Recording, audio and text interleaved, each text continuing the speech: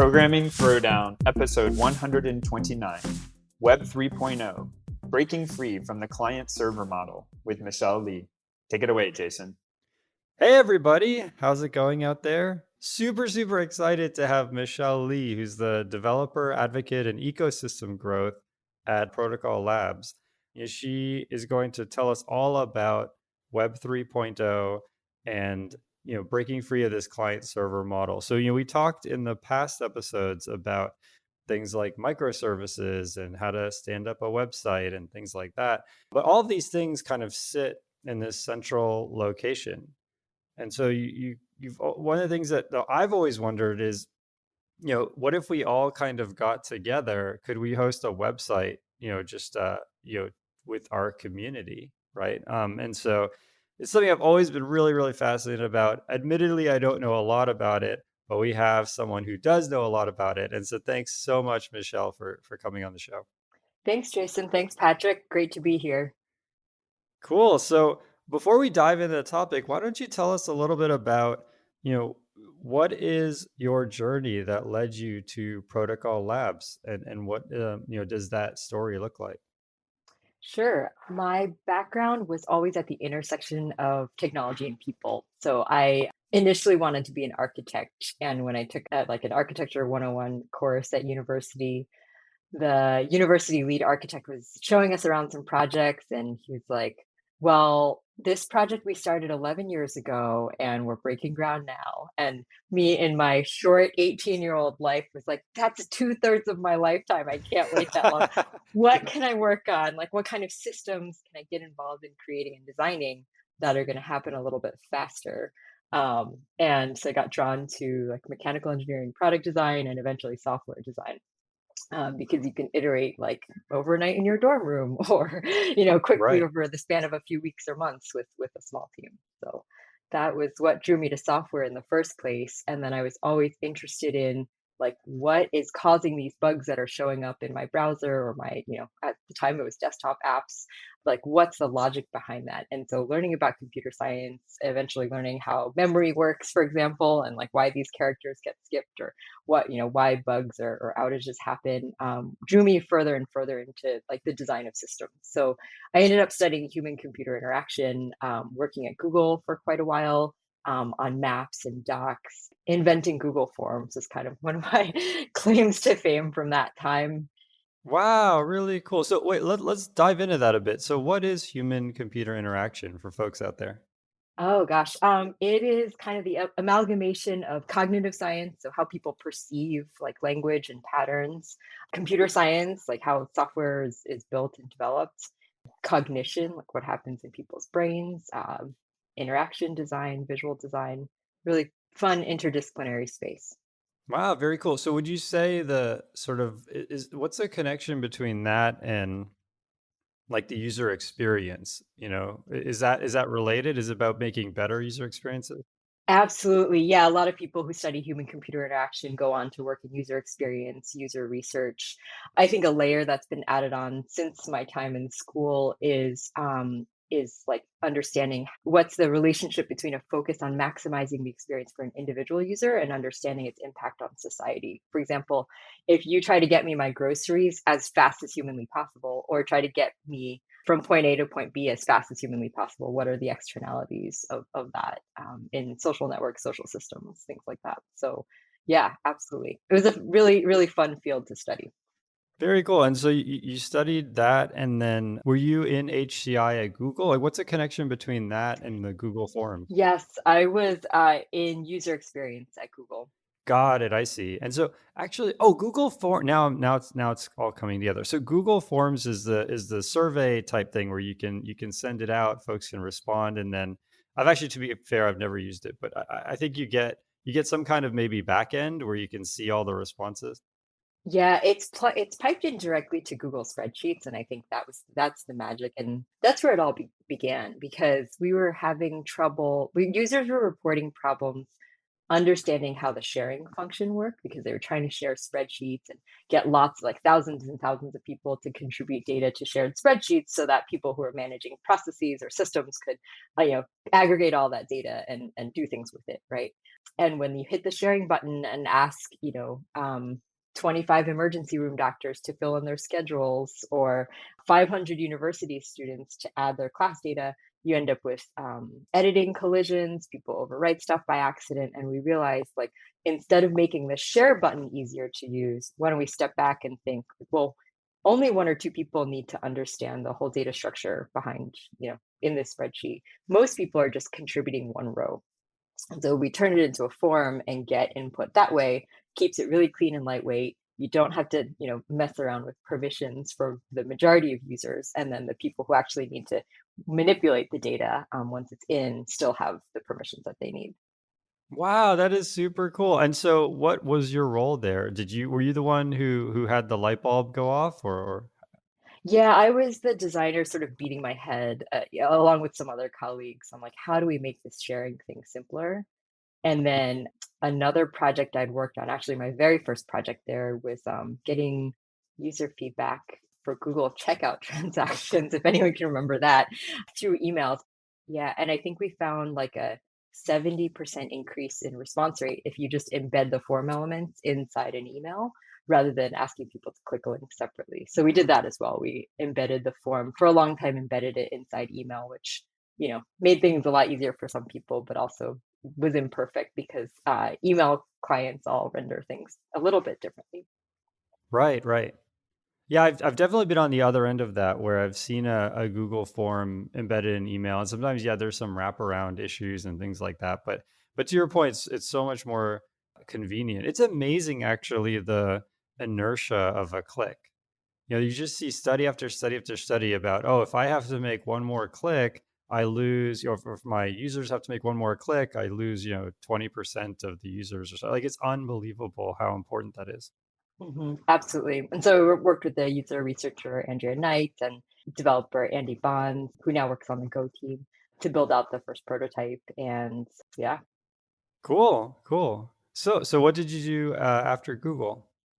Um, After Google, so I started volunteering with a group called NY Cares, and I was living in New York City at the time, and we were helping people with low income file tax returns so that they could gain access to all the tax credits that are Mhm. available through public programs.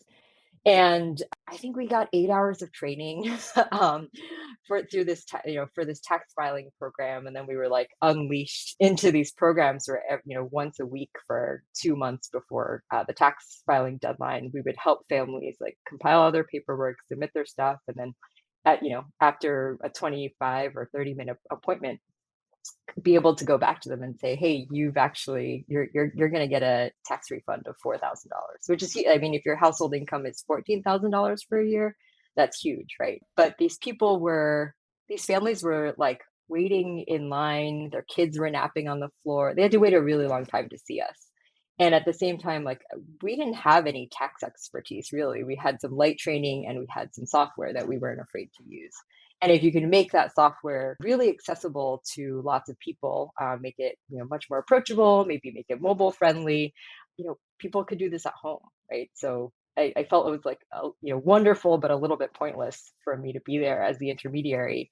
And I got interested in how can I help? How can I work on software that makes government services a lot easier, makes people's lives a lot easier? And I went to South by Southwest in Austin and heard a Nice. talk from Jennifer Palka, who was just getting an organization called Code for America off the ground, and ended up being so drawn to that that I left my job at Google and went to work at Code for America for a year as a fellow, working with local governments to try to make communication and processes more human, more easy to use with software. Wow, that is amazing. I actually have been in Austin for let me see, what, maybe 2 years, almost 2 years now. And there's never been a South by Southwest because I moved right as the pandemic started. And so I actually haven't been able to go to South by Southwest now that it's right in the backyard. But I'm really looking forward. Do you know if it's coming back this year?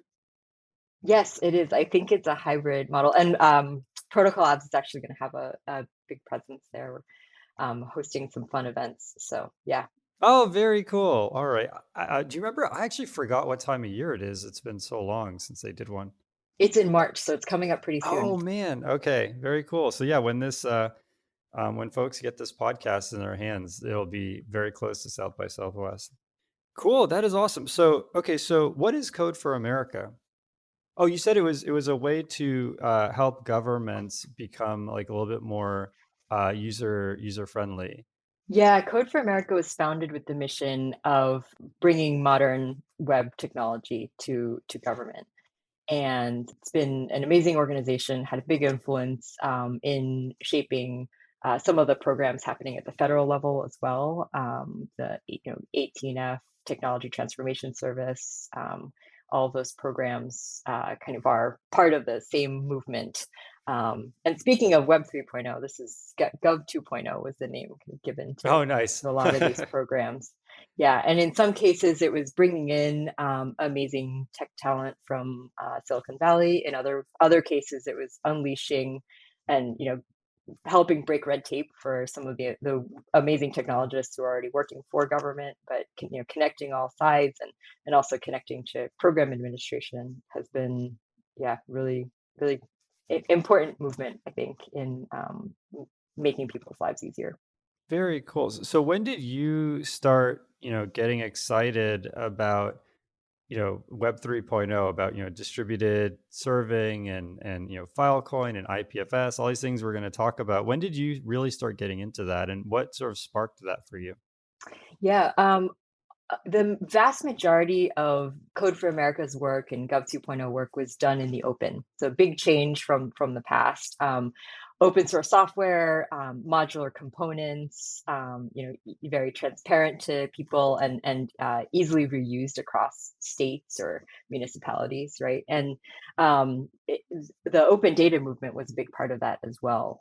So I think for me, when I started hearing about IPFS and the open web, this pull back towards the founding principles of the internet as an open and decentralized way to connect knowledge and people across multiple destinations. I think it was philosophically really aligned. Yeah, that makes a lot of sense. I think that, I mean, you've heard this a lot. I'm kind of projecting here, but I've heard from a lot of other places, oh, if we, open source or if we tell people what's going on, then bad people will exploit what we're doing.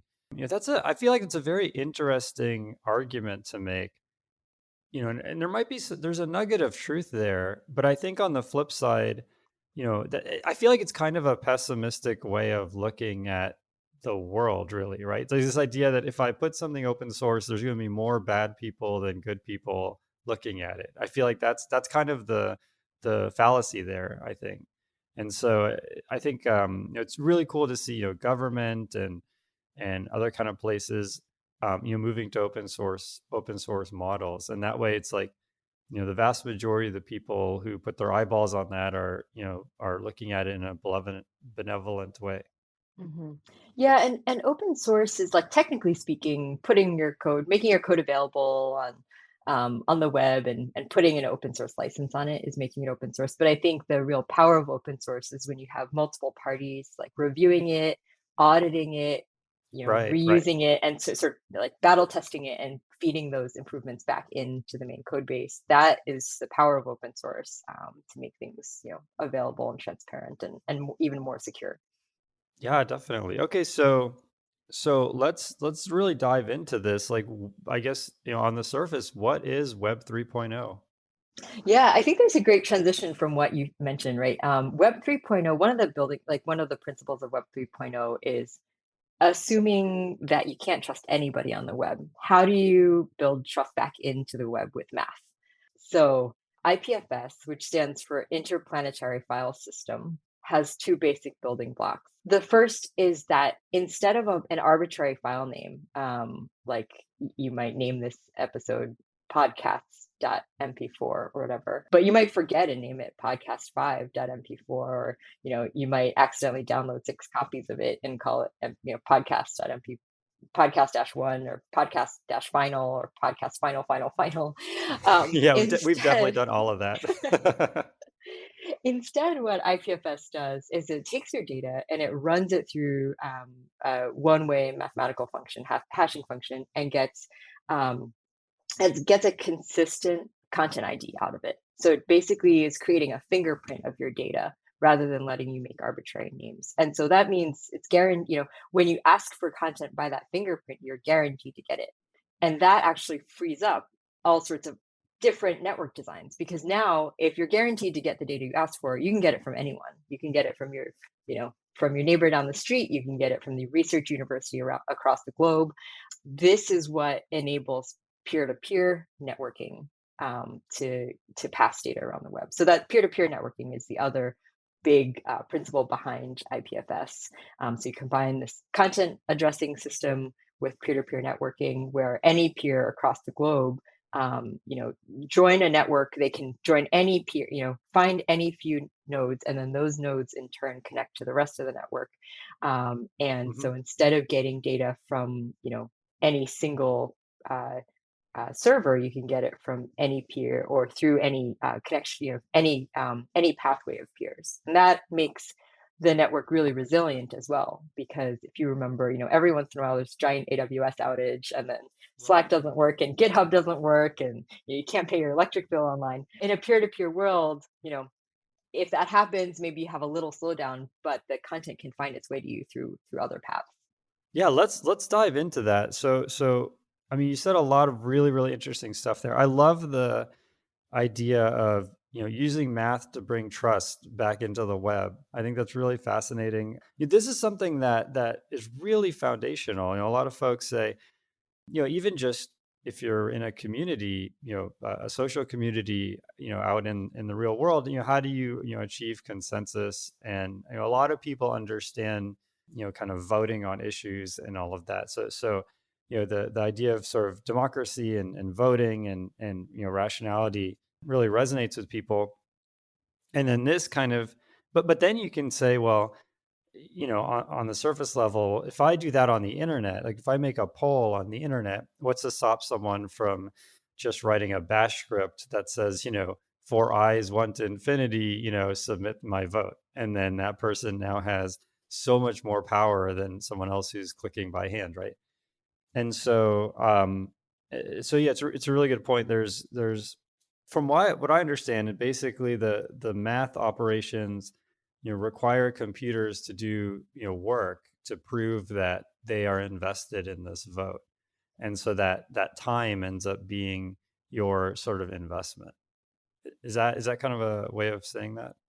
Yeah, and that's so crypto, which is like pretty common in parlance these days, comes from cryptography originally, right?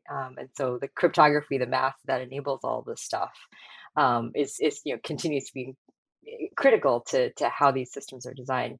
You talk about computers having to do work. There's two kinds of consensus systems, broadly speaking. So there's proof of work, which you have processors like racing and racing to do the most math, to win the next block. That's how Bitcoin is designed.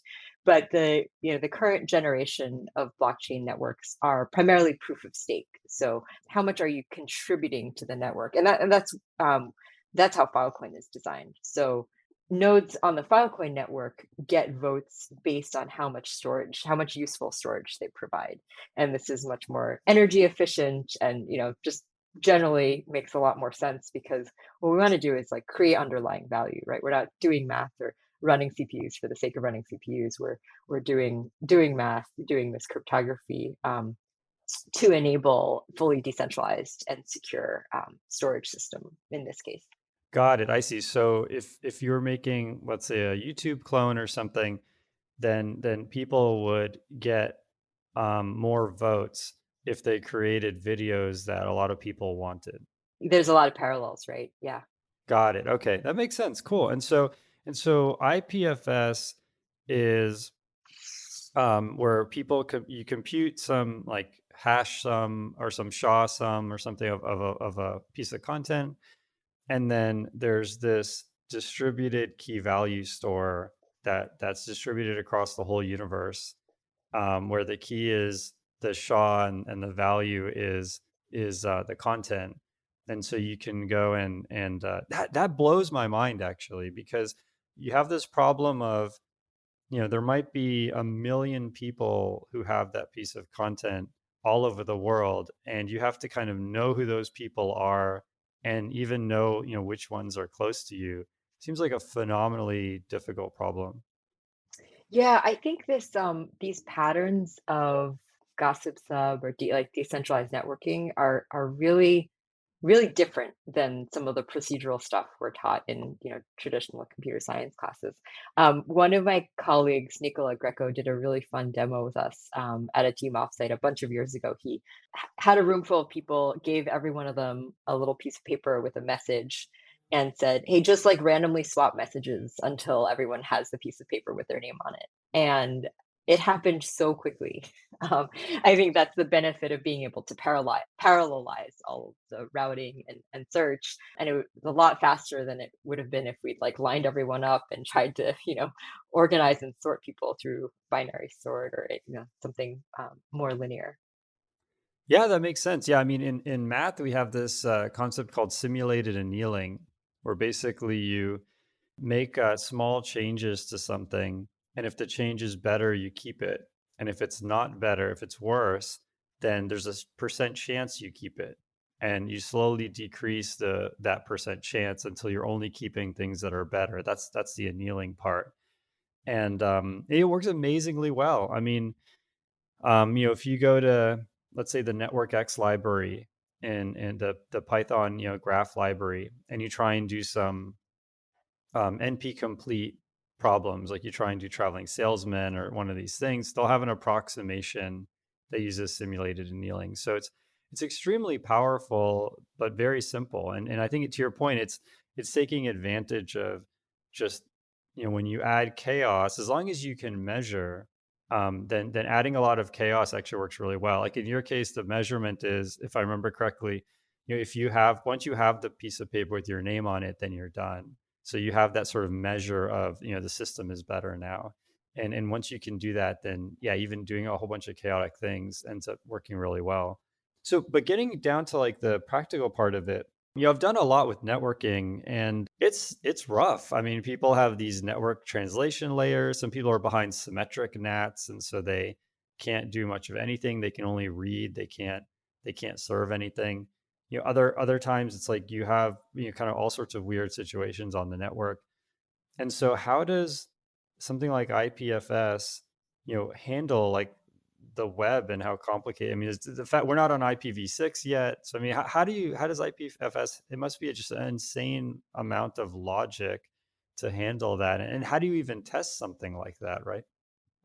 You have to be pragmatic and realize the majority of people still access the web through Web 2.0, but we want to move to a world where that's not required. So today, when you put content onto the IPFS network, if you're accessing that IPFS network through an IPFS node, for example, you download IPFS desktop extension for Chrome, or you're running a node and interacting with it through the command line. If you actually have a node on your computer, which is really easy and fast to get set up, you can get data directly from the IPFS network through this distributed hash table that we just spoke of.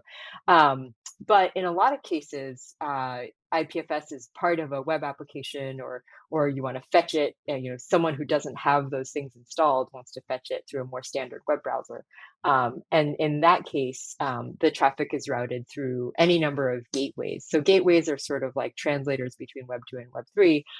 There are IPFS nodes that say, hey, I speak both Web 2 and Web 3. I speak HTTP and IPFS. So you can ask me for any content ID, append it to like gateway.ipfs.io, or Cloudflare runs a really awesome, a really efficient gateway as well. And they'll pass the data between HTTP requests and the IPFS network. So you can access it through anything.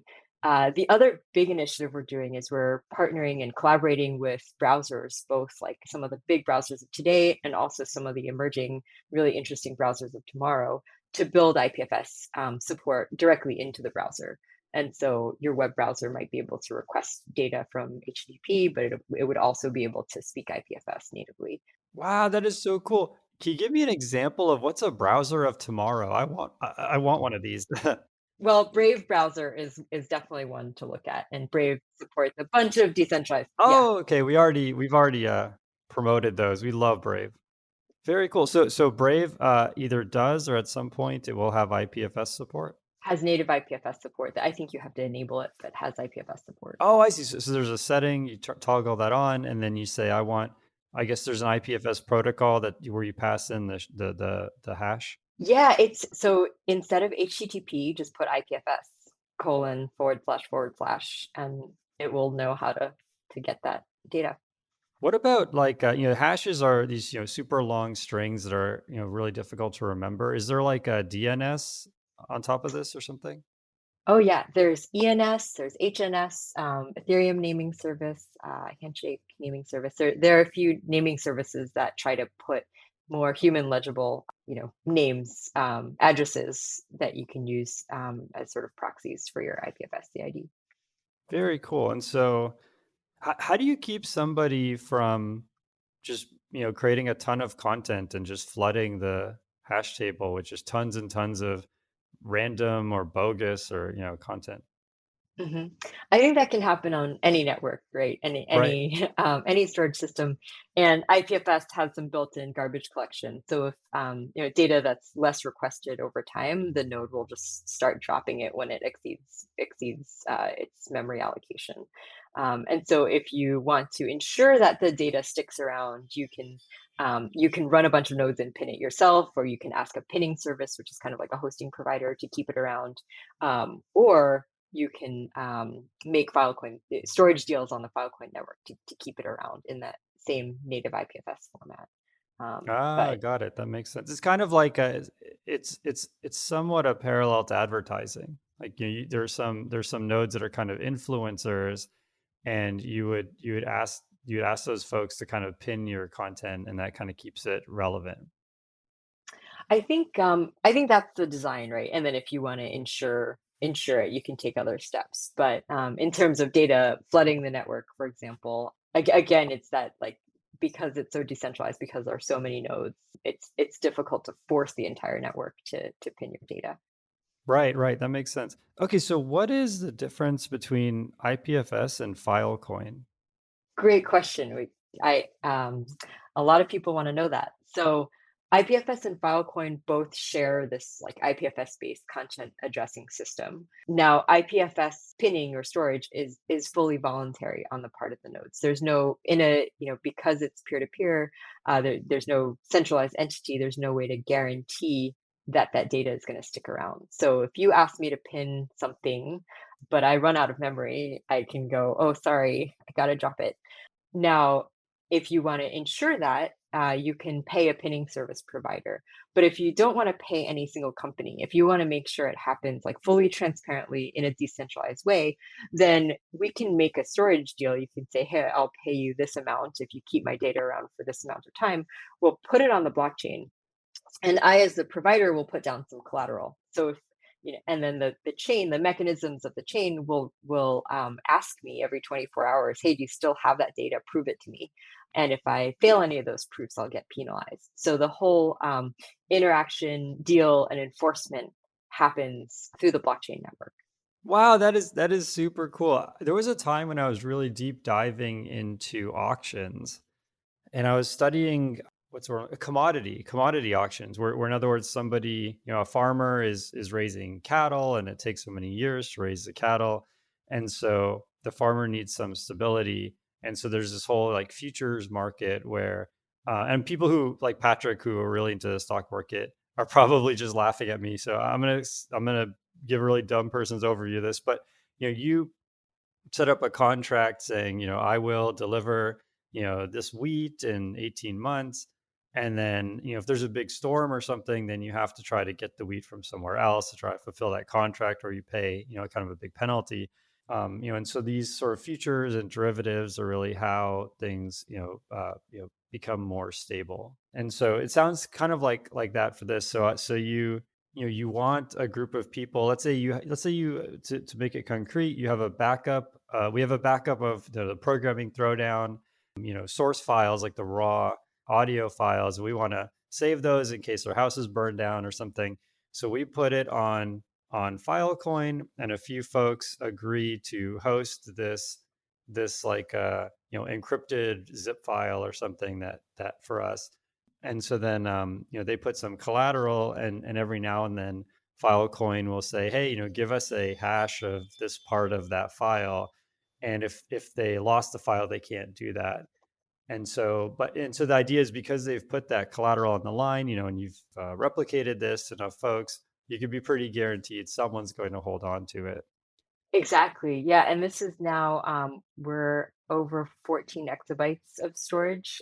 So there's a bunch of storage. This is still a tiny fraction of the world's storage, but it's the by far the largest decentralized storage network in the world. Wow, that is really, really cool. So I'm trying to wrap my head around this. So what's the connection when you were talking about the browser and IPFS? Could someone actually make a website where all the assets are coming from IPFS, or would someone just be waiting forever for that to load? No, you can do that really easily. You can actually make a fully decentralized web app. So at the front end application layer, you can store those assets on IPFS, and there are gateways that will serve that content to you. Fleek is a really great way. It's kind of like Netlify, but for Hmm. Web3. You can connect it to any GitHub repo that has your web application, and it will automatically deploy it to IPFS. So super, super simple. You actually don't really need to understand IPFS even to get it up and running. And then behind the scenes, you can use smart contract logic or standard application logic for or combination most likely for your logic layer. And then behind the scenes, that data can be stored. We have a layer of tooling called data brokers that deal with all the IPFS and Filecoin nodes for you. And then under the hood, it's stored on these decentralized networks. So you can, I think Uniswap actually is a fully decentralized web application. The front end is served through IPFS. The back end and the transactions are pushed to blockchain. So there's no single database for it. Got it. And so I have this like, albeit kind of pessimistic kind of vision where you go to a website and like half the content is there and the other half of the content's like trying to be found from a person who's in Wyoming or something. And like in practice, and maybe this gets back to your example with the notes with people's names on it, but like in practice, what's the latency like if you want to look up? I mean, I'm sure it depends on how popular your site is, but for, let's say, a site that maybe you didn't just put it up now, but it's also not super popular. What would that sort of latency look like? Would that be usable? hmm And so that's why we strongly recommend using one of the data brokers or pinning service providers if you want to serve any production application over IPFS. Makes sense. So Pinata and Fura are a couple of those pinning service providers, and then there are data brokers like NFT storage, Web3 storage, which we can talk about in a moment, and Estuary, which do the hard work of getting that data propagated across multiple nodes, IPFS and Filecoin nodes across the network. Yeah, I mean, it seems like a good time to dive into that. What is a data broker? Today's sponsor is Rollbar. Rollbar is the leading platform that enables developers to proactively discover and resolve issues in their code, allowing them to work on continuous code improvement throughout the software development lifecycle. Rollbar has plans for all situations, from free to large enterprise. With Rollbar, developers deploy better software faster and can quickly recover from critical errors as they happen. We have a special URL at https://try.rollbar.com/pt for Programming Throwdown. There you can find 2 free ebooks, How Debugging is Changing and How Dev Experience Matters, as well as sign up for a free trial of Rollbar. What is a data broker? Yeah, so it's really funny. If you take the name Protocol Labs and the first part protocols, for a long time we were really focused on the R&D, RD&D, research, development, deployment of the protocols themselves. So some of the underlying pieces of IPFS, for example, libp2p, which is the peer-to-peer networking protocol, IPFS, IPLD, which is like the data library underneath. These were all where we put the vast majority of our time and attention. But to get developers to use this stuff easily, we kind of needed to stitch them together into tooling that was and really simple performant APIs. So there's now a layer of tools built through collaborations with other parties across the open source community. Some of them come from internal protocol labs teams, but there's now a whole rainbow of options for storing your data to make storing your data super, super easy. And NFT.storage provides free storage forever for NFTs specifically. If you submit your NFT, you get back nicely formatted metadata that can be used in a smart contract to compose your token. Web3.storage is a very, very similar service, uses a lot of the same backend, but you get up to 1 terabyte of free storage for your Web3 application. And then for really large scale clients and larger scale data management, there's Estuary, which is a similar service, but really optimized for performance.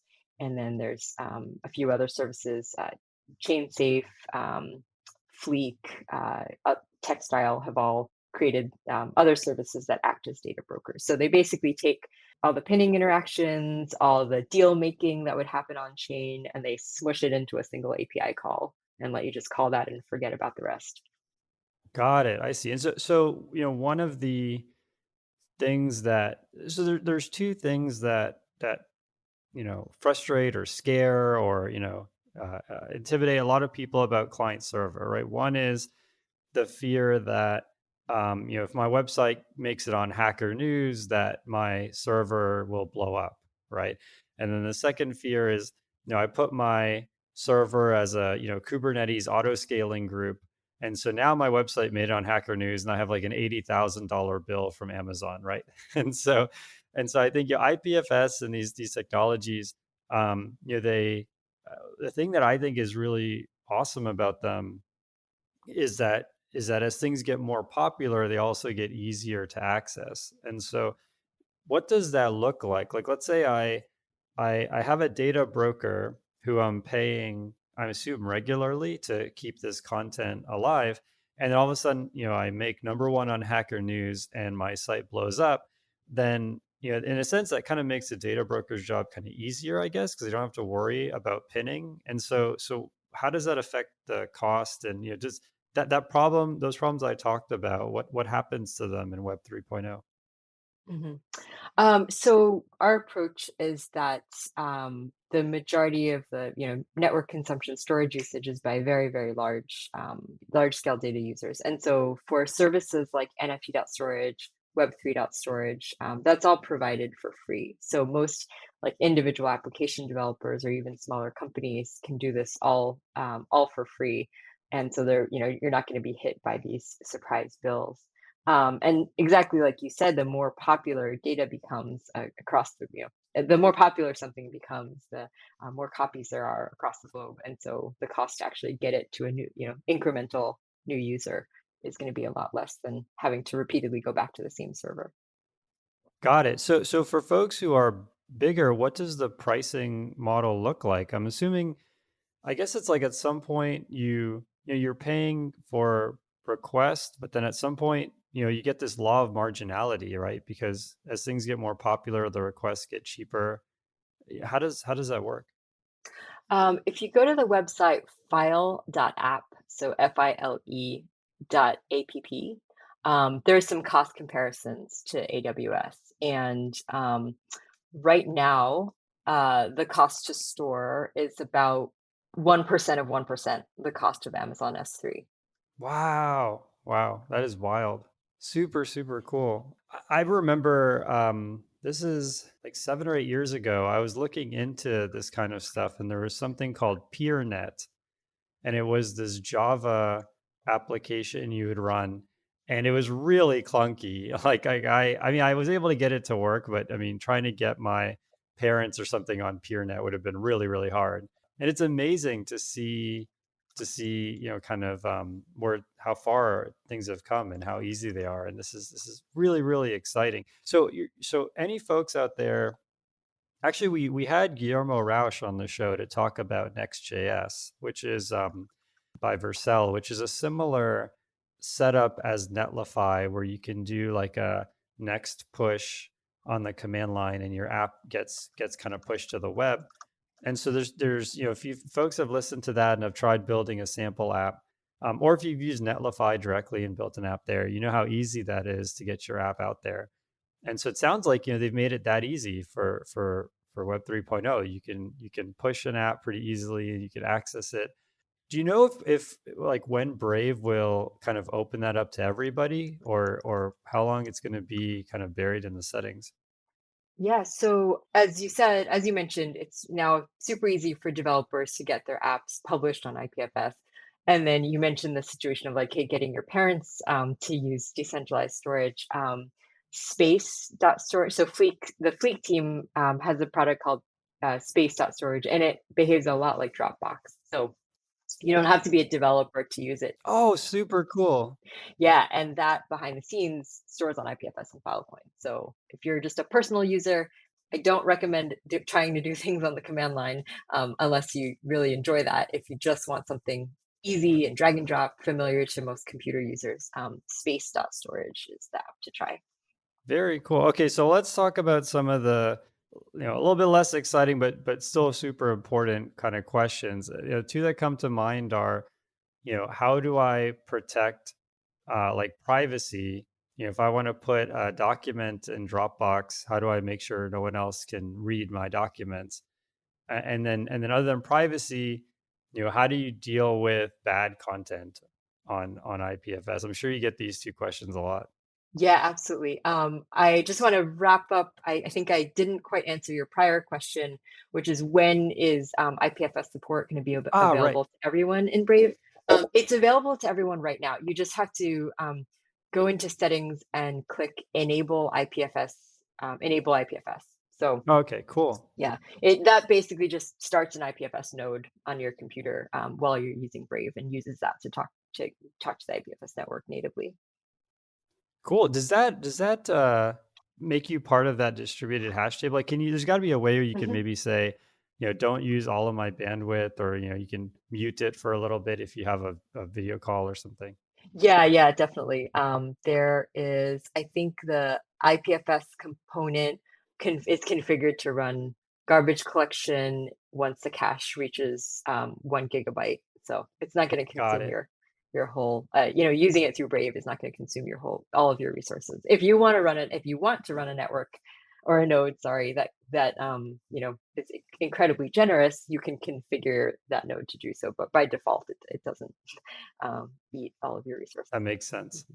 Oh, yeah, I was saying, how do you like have privacy on IPFS? So if I use Dropbox, I can put some form that I've signed in Dropbox, and I'm pretty confident no one else will be able to read it. How Mhm. can I get that same kind of situation with IPFS? Yeah, so we try to use the same exact parallels. So the space application is encrypted by default. The chain safe application is encrypted by default. So sort of web-based like end user applications often have encryption built in, so they'll encrypt the data before it puts it on the network. And then in an application design setting, you'd want to do the same thing. It's just like using AWS, for example. If you want to keep that data private, you would encrypt it using state of the art encryption algorithms and then put it on the network. That makes sense. And then you kind of either you have to kind of write that password down, or you could then use maybe a centralized service like OnePass or something like that to hold the passwords for you. But well, then, yeah, I guess you always need some kind of master password that you have kind of mentally. Mhm. You can also, with a lot of these end user apps, you can also use a decentralized ID to log in. So I believe with some of these, you can log in with a MetaMask ID, which is just kind of an Ethereum wallet address, and that serves as your identification. So Wow, man, I'm learning so much today, Michelle. This is awesome. So, So how do you get a decentralized ID? Oh, it's an Ethereum address. So basically, you make an Ethereum account, and then that acts as your ID. Yeah, exactly. And so then how do you make an Ethereum account? There's lots of ways, but if you want like a pretty user-friendly one, downloading something called a wallet application. So Metamask, Rainbow, a bunch of these are wallets. They both store, kind of like your like nice leather wallet in everyday life. It both acts as your identification, but it can also hold funds. Cool, cool. Yeah, and so I guess the final question that was on my mind was just how do you keep bad content off IPFS? hmm Yeah, really important because, a lot of people have asked this question, and we can think about content moderation in a couple of layers. So at the protocol level, it's kind of like saying, hey, the inventor of JPEGs like never wants bad child pornography to ever be stored in a JPEG ever again. It's Hmm. kind of impossible to do that. So in at the format level, we don't want to, control content. But at the Right. services level, that's where, if we're actively involved in providing a service, we can and should have an opinion on what data we're going to be passing around. So through like Cloudflare runs an IPFS gateway, for example, and they'll serve takedown notices or add content to deny lists if it's reported to be illegal. Similarly, Protocol Labs is IPFS gateway that we host, which is kind of that service between Web 2 and Web 3. You can report abuse and have bad content taken down. And then there's also the decentralized option, because everything we do, we kind of try to think, well, what is the most decentralized way to do it? The Filecoin protocol has a part where before you make a storage deal, you can ask the provider for some info about what they'll opt into or opt out of. And there's a team called Murmuration Labs building some content moderation capabilities into that, where you can a storage provider can say, hey, I opt into I comply with GDPR. So that's like a feature I offer if Right, you right. choose to buy storage from me. Or another provider might say, hey, I'm located in Canada, and if the Canadian government mandates that you keep data physically in Canada, you can choose to buy data from me. So building those options into the protocol and allowing many parties to define what good content or bad content or what their storage policies are, is how we approach that. That makes sense. Super, super cool. If people want to get started with this, how would you recommend they kind of jump into this? hmm A couple of really great resources for getting started. The first is a website called proto.school, and that's a series of interactive lessons and tutorials on the nuts and bolts of this technology. And then another really fun pathway is through hackathons. So you might have the impression that, like in a hackathon, you get all crammed into a room for 48 hours and eat pizza and write code. Sounds The awesome. reality is, yeah, it sounds awesome for some people. It's not everyone's cup of tea. But hackathons today have a much bigger emphasis on education. They often take place over several weeks. It's really Oh, about that's actually finding even teams or better. community peers. Yeah, Yeah. it can be even better. And because of COVID, I think there's, people can access, many of these are virtual, so you can participate no matter where in the world you are. And so hackathons.filecoin.io is a website where people can learn about all of the active hackathons that are happening now or coming up very soon. There's one called Build Quest that we're running with ETH Global. That's all about applying IPFS, Filecoin, NFT storage, all these cool things to the development and design of games. Very cool. Yeah, I mean, that's also a great way to meet people who have kind of different levels of experience, different skill sets, and really network and form teams of people you can develop trust with.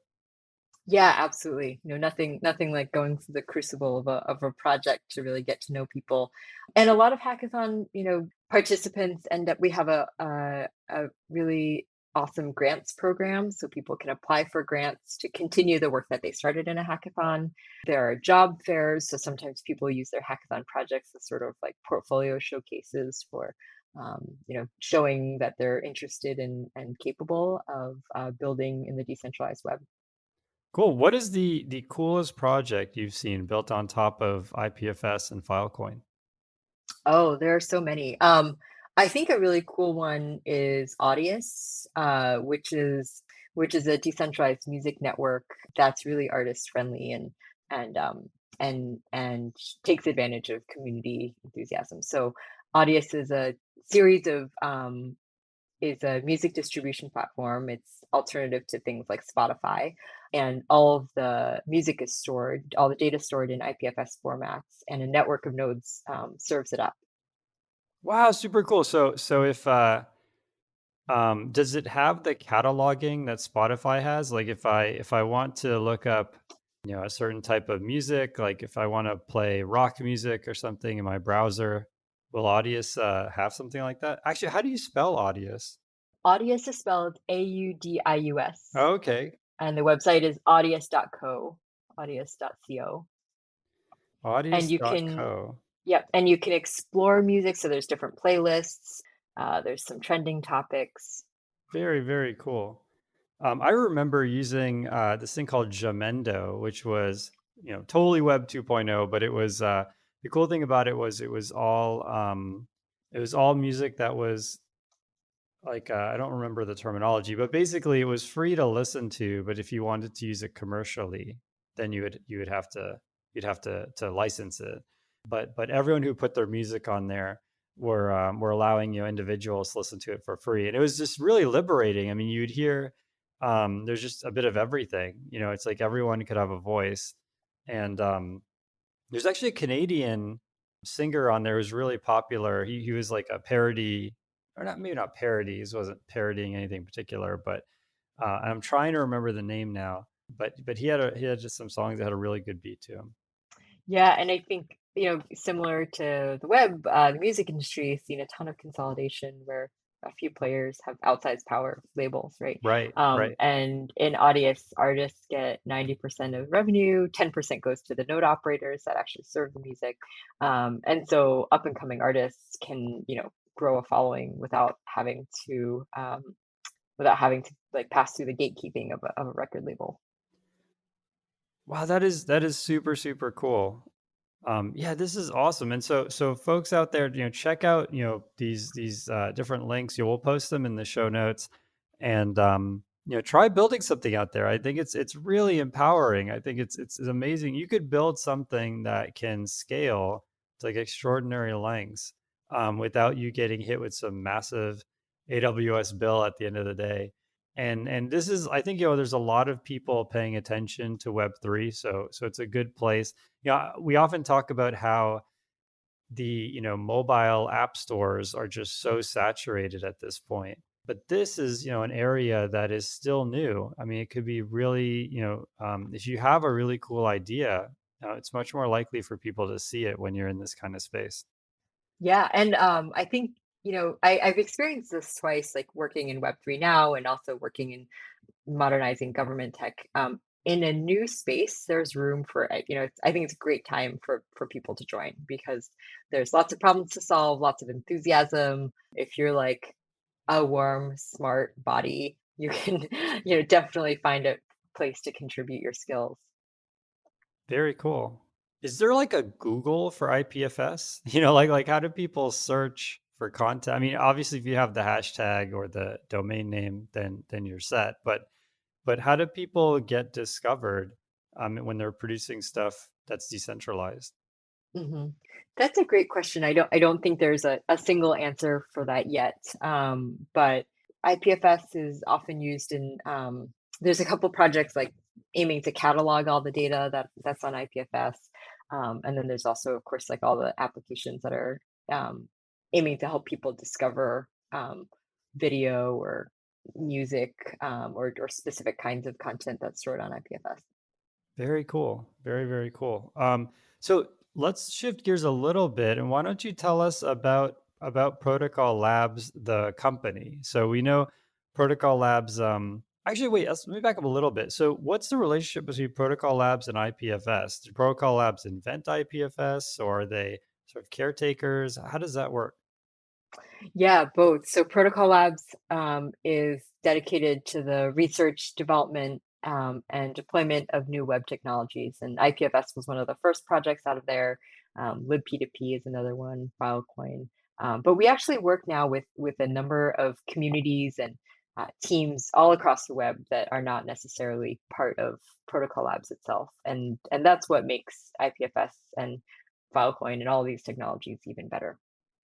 Ah, got it. That makes sense. And so for folks who are super interested in this, and want to join Protocol Labs, do you have like internships or full-time positions? And what are the logistics there? Are you hiring for a particular city? Is it a distributed company or lab? How does that work?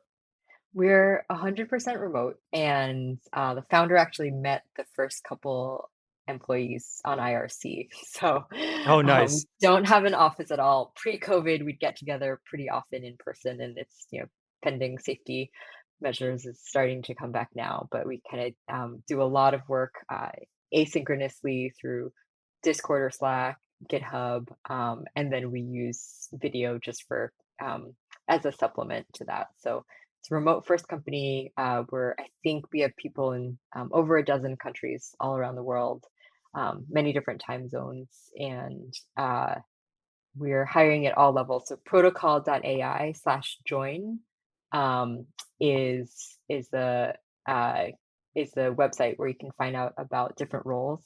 And we've actually introduced a new program called Launchpad.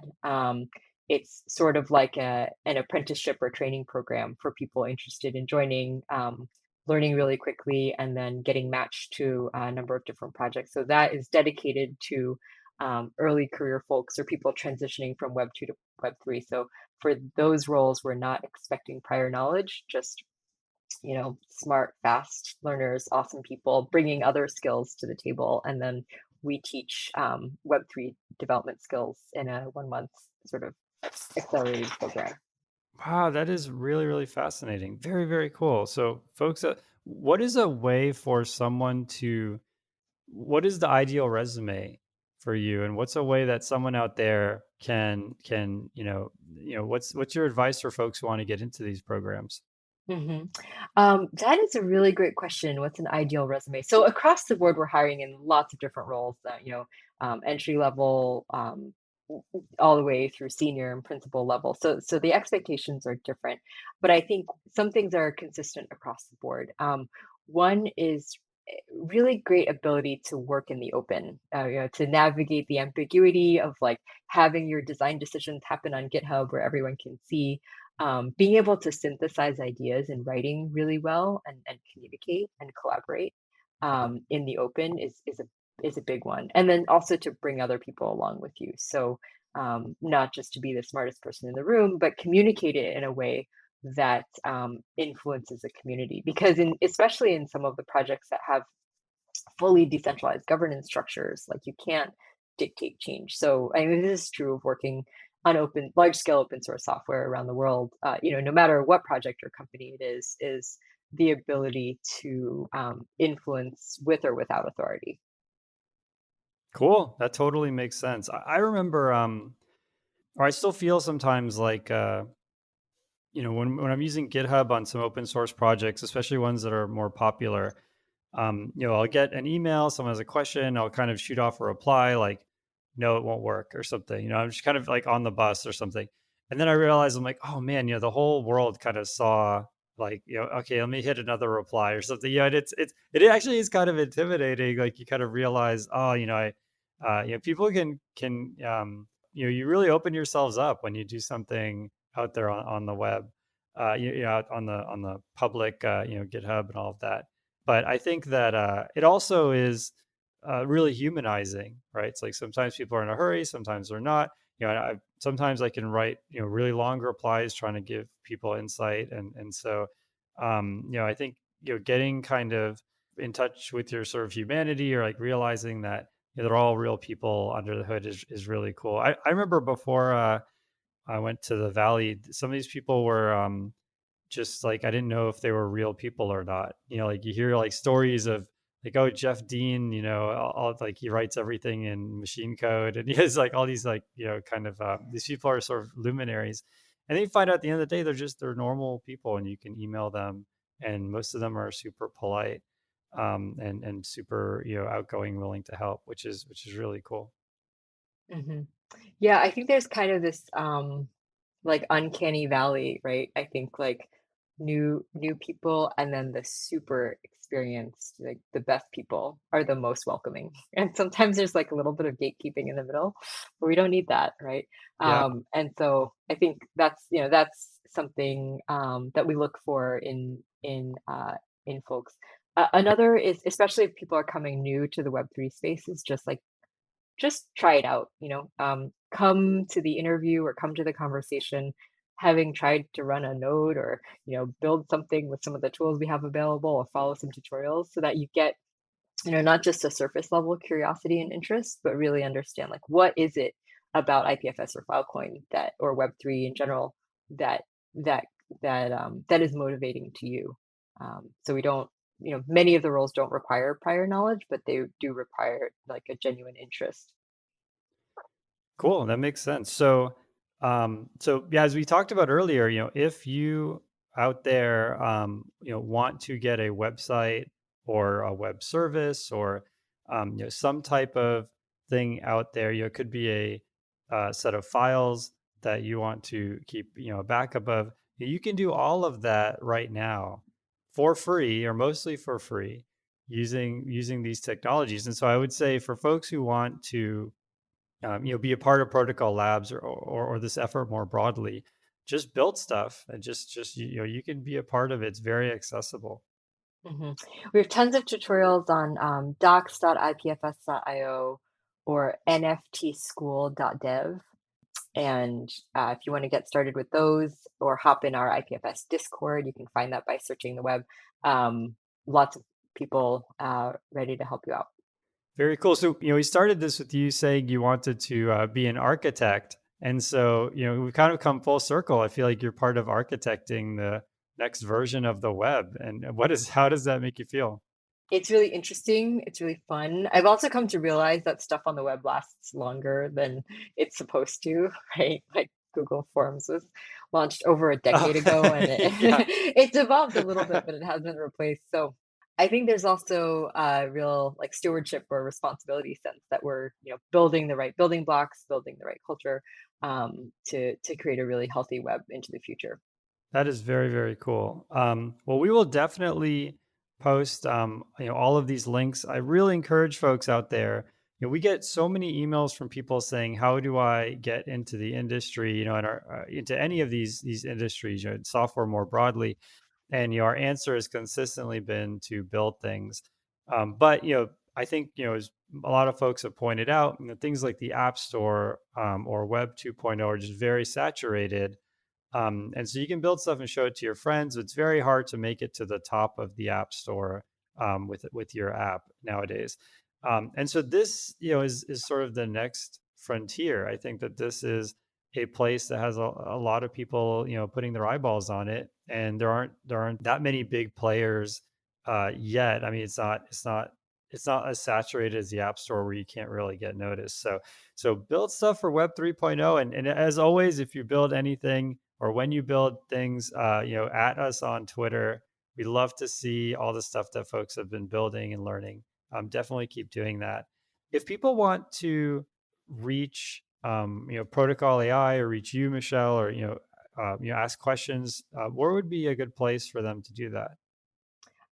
Two places. One is the IPFS Discord. I'm Mosh1812 on there. And the other is I'm Mishmash on Twitter.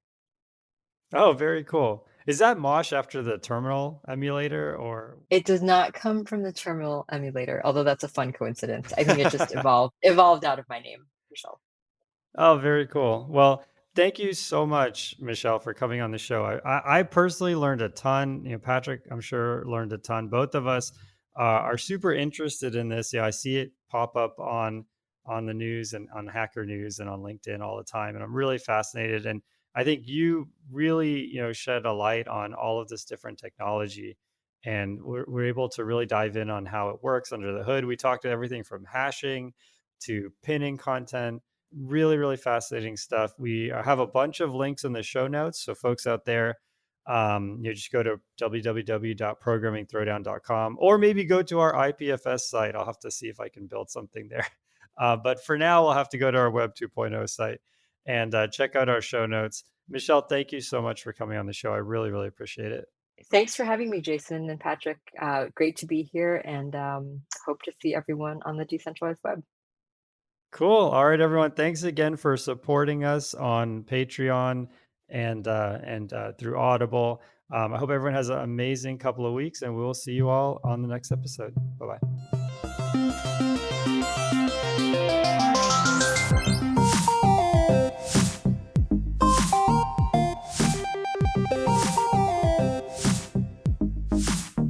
Music by Eric Barnmeller. Programming Throwdown is distributed under a Creative Commons Attribution Share-alike 2.0 license. You're free to share, copy, distribute, transmit the work, to remix and adapt the work, but you must provide attribution to Patrick and I, and share alike in kind.